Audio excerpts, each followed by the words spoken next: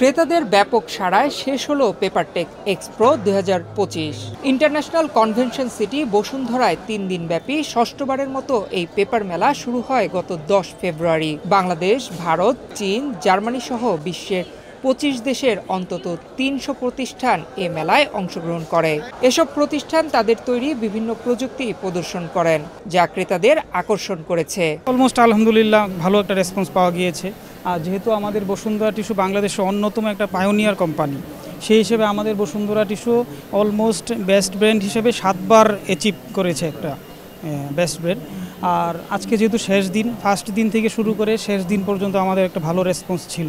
এছাড়াও আমাদের পেপার থেকে শুরু করে আমাদের এক্সিবিশনে অন্যান্য স্কিউগুলো আছে, তো সব মিলে আমাদের রেসপন্স মাশাআল্লাহ আলহামদুলিল্লাহ অনেক ভালোই ছিল। তো অলমোস্ট ফার্স্ট প্রায়োরিটি হিসেবে কাস্টমার পেপারটা নিয়েই কথা বলেছে। তারপরও আমাদের টিস্যু এবং আরও কিছু আইটেম আছে। টয়লেটিসটা নতুন, একদমই নতুন, এবং বাচ্চাদের ডায়াপার থেকে শুরু করে স্যানিটারি নেপকিন, এছাড়াও আমাদের খাতারও কিছু আইটেম আছে যা আমাদের ডিসপ্লেতে আছে। আলহামদুলিল্লাহ সব কিছু মিলে আমাদের রেসপন্স খুব ভালোই ছিল। পেপার নিয়ে কাজ করছে, paper mill, media, colour media, liner, craft.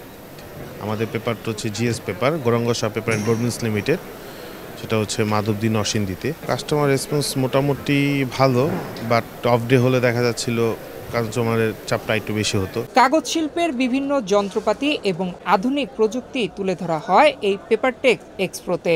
এছাড়া কাগজ শিল্পের সঙ্গে সংশ্লিষ্ট প্রযুক্তি সম্পর্কে ধারণা দেওয়া এবং রপ্তানিমুখী শিল্প হিসেবে দেশের কাগজ শিল্পকে বিশ্বের দরবারে তুলে ধরা ছিল এই আয়োজনের মূল লক্ষ্য।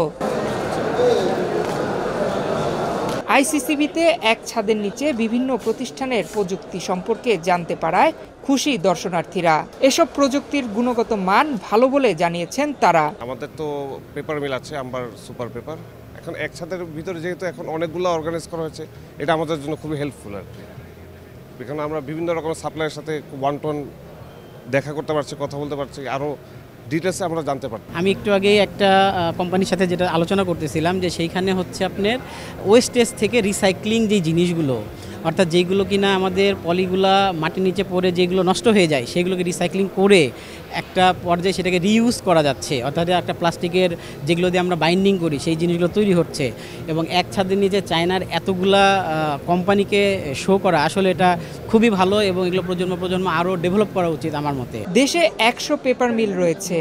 এসব প্রতিষ্ঠান থেকে অন্তত 10 থেকে 15 জন কর্মকর্তা এই মেলায় এসেছেন বলে জানিয়েছেন মেলার আয়োজক সাখাওয়াত হোসেন। আমরা প্রথম শুরুর দিন 10 ফেব্রুয়ারি, আমরা শুরুর দিনে থেকে শুরু করে এখন পর্যন্ত আমাদের কাস্টমাররা মোর হ্যাপি বিকজ অফ আমাদের বাংলাদেশে বর্তমানে 100 পেপার মিল, অ্যাভারেজে 100 পেপার মিল থেকে প্রত্যেকটা কোম্পানি থেকে নিয়ার অ্যাবাউট 10 থেকে 15 জন করে লোক আমাদের এই মেলাতে আসছে।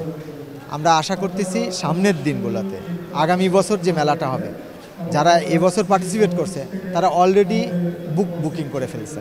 তাতে আমরা আশা করতেছি যে আমরা কাস্টমারকে হ্যাপি করতে পারছি। নয়ন বিশ্বাস, বাংলাদেশ প্রতিদিন।